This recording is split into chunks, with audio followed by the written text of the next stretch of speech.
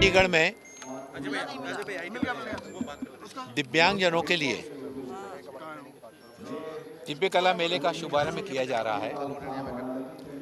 जो 21 तारीख तक चलने वाला है। इसमें 17 राज्यों से लगभग 95 दिव्यांगजन देश के अलग अलग राज्यों से, अलग अलग शहरों से इसमें भाग लेने के लिए आए हैं। सामान्य रूप से दिव्यांगजन अपने कोई गांव में रहता है, कोई शहर के किसी गरीब बस्ती में रहता है, अलग अलग तरह का सामान बनाते हैं, लेकिन उनको अपने बने हुए सामान को बिक्री करने के लिए कोई प्लेटफॉर्म नहीं मिल पाता था।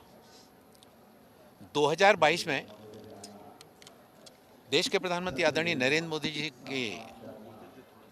मार्गदर्शन में सामाजिक न्याय अधिकारिता मंत्रालय ने दिव्य कला मेलों की शुरुआत की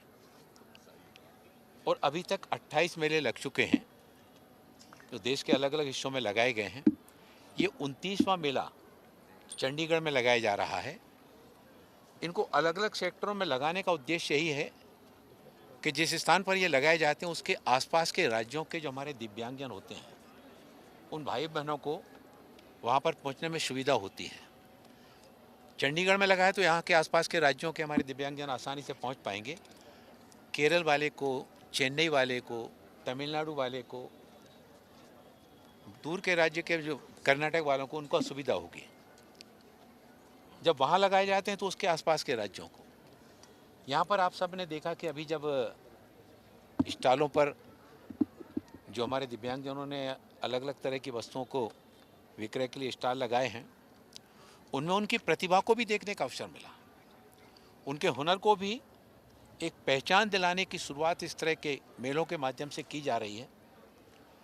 और इसके प्रारंभ होने के बाद से दिव्यांगजनों में एक बहुत आत्मविश्वास का भाव, गरिमा और सम्मान के साथ जीवन जीने का भाव उनके अंदर आ रहा है। हमारे समाज के ये बंधु पहले अपने घरों में बैठे रहते थे, परिवार के लोग किसी शादी में जाते थे, मंदिर दर्शन करने जाते थे, तो ये सोचते थे कि घर में एक सदस्य है, बाकी सब लोग चले जाते थे। वो सदस्य के मन में बड़ा पीड़ा की भावना आती थी कि हम भी अगर सक्षम होते तो हम भी परिवार के बाकी सदस्यों के साथ में जा रहे होते। एक और जहां दिव्यांगजनों के लिए दिव्य कला मेलों की शुरुआत की गई, वहीं दिव्यांगजनों के लिए सहायक उपकरणों का वितरण भी सारे देश में किया जा रहा है। और 2014 से लेकर अभी तक लगभग 33 लाख दिव्यांगजनों को अलग अलग तरह के सहायक उपकरणों का वितरण किया गया, चाहे वो कान की मशीन हो, चाहे वो वैशाखी हो, व्हील चेयर हो, मोटराइज गाड़ी हो। जिस दिव्यांग के लिए जिस तरह के सहायक उपकरण की आवश्यकता होती है वो उपकरण प्रदान किए जाते हैं। यहाँ पर भी कुछ उपकरण प्रदान किए जाएंगे। आप लोगों ने देखा होगा कि एक बैटरी वाली गाड़ी अब जो दिव्यांगजनों के लिए दी जा रही है। हमारे बहुत सारे दिव्यांगजन वो गाड़ी मिल जाने के बाद कोई उस गाड़ी पर जाकर 4 घरों में और जाकर कोचिंग करने का काम करने लगा है। कोई उस पर बेकरी का सामान रख के, बिस्कुट, केक, पेस्ट्री, ब्रेड रख करके उसको बेचने के लिए जाने लगा है। कोई रेडीमेड कपड़े लेकर के साप्ताहिक हाट बाजार में जाकर हमारा दिव्यांग भाई बहन बेचने के लिए जाने लगा है। इस तरह से उनको आर्थिक रूप से सशक्तिकरण के भाव को दिव्य कला मेले के साथ ही साथ इन सहायक उपकरणों के माध्यम से भी उनको सशक्त बनाया जा रहा है। दिव्य कला मेले में दिव्य कला शक्ति का भी आयोजन किया जा रहा है, जिसमें हमारे दिव्यांगजन, जिनमें अलग अलग तरह की प्रतिभाएं होती हैं, कोई बहुत अच्छा गायक होता है, कोई बहुत अच्छा नृत्य करता है, उनकी प्रतिभाओं को भी इस कार्यक्रम के माध्यम से उनको अपनी प्रतिभा दिखाने का अवसर मिले, वो भी यहाँ पर दिव्य कला मेले में किया जाएगा। और दिव्य कला शक्ति अभी तक 30 कार्यक्रमों का आयोजन हो चुका है, अब उनको इसके साथ में जोड़ दिया गया है। एक और नई शुरुआत अभी पिछले कुछ समय से की है, दिव्यांगजनों के लिए रोजगार मेले की शुरुआत। जहाँ पर दिव्य कला मेला लगाया जाता है, वहाँ पर निजी क्षेत्र की कंपनियों के साथ में भी कोऑर्डिनेट करके और उनको दिव्यांगजनों को किस तरह के रोजगार की आवश्यकता उनके यहाँ पर हैं, वो कोऑर्डिनेट करके उनको रोजगार मेले के माध्यम से रोजगार उपलब्ध कराया जाना। इस बार के बजट में भी आदरणीय प्रधानमंत्री नरेंद्र मोदी जी के नेतृत्व में जो दिव्यांगजनों के लिए शुरुआत की गई है, एक दिव्यांग कौशल योजना, जिसमें उद्योग क्षेत्र के उद्योगपतियों से बातचीत करके उनके उद्योगों में किस तरह की आवश्यकताएं हैं दिव्यांगजनों के लिए, तो दिव्यांगजनों को वह प्रशिक्षण देने के अलग से अभियान चला करके उनको उद्योग जगत के साथ में जोड़ करके रोजगार के अवसर उपलब्ध कराना। दूसरा, दिव्यांग सहारा योजना, तो दिव्यांगजनों के लिए जो हमारा PSU है कानपुर में एलिम्को का, उसके माध्यम से और प्रधानमंत्री दिव्याशा केंद्र के माध्यम से अभी ये होता है कि जब हमारे यहाँ पर दिव्यांगजनों को सहायक उपकरण वितरण करना होते हैं तो माननीय सांसद के द्वारा या माननीय विधायकों के द्वारा पत्र दिए जाते हैं, फिर उनका पहले परीक्षण कराया जाता है, उसके बाद उनको सहायक उपकरण दिए जाते हैं।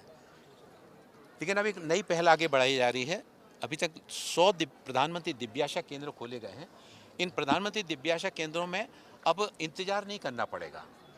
हमारा दिव्यांग भाई बहन अपने दिव्यांगता प्रमाण पत्र को लेकर जाएगा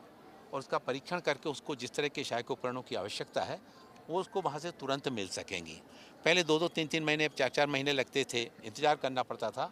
लेकिन अब उनको ये प्रधानमंत्री दिव्याशा केंद्र प्रारंभ होने से उनको वो इंतजार नहीं करना पड़ेगा।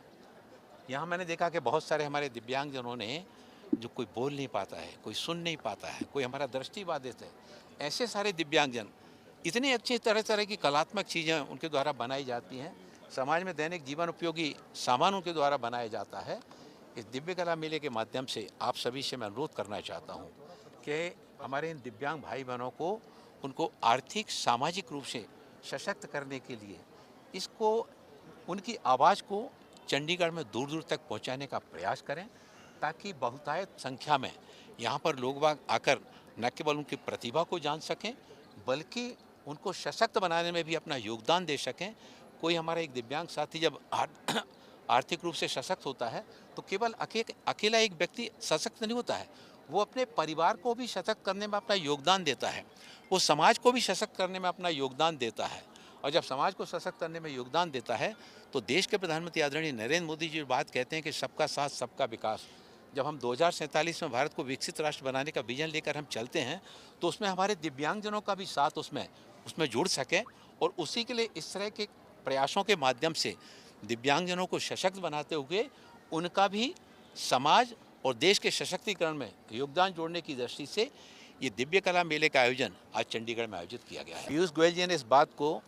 कल भी स्पष्ट किया है और अभी 2 दिन पहले जब पत्रकार वार्ता के माध्यम से बहुत विस्तृत रूप से उसमें उन्होंने चर्चा की है कि किसानों के हितों के साथ में किसी तरह का अनदेखा नहीं होने दिया जाएगा और किसानों के हितों को सर्वोपरि रख कर के किसी तरह का डील इसमें न की गई है, न होने दी जाएगी। हम भारत के किसानों का, भारत के रहने वाले हम बंधुओं का, ये हमारी प्राथमिकता है, राष्ट्र प्रथम, इस भावना के साथ में, चाहे वो US के साथ डील में हो, चाहे अन्य राष्ट्रों के साथ में डील हो। माने कृषि मंत्री शिवराज सिंह चौहान जी ने भी इस बात को कहा है।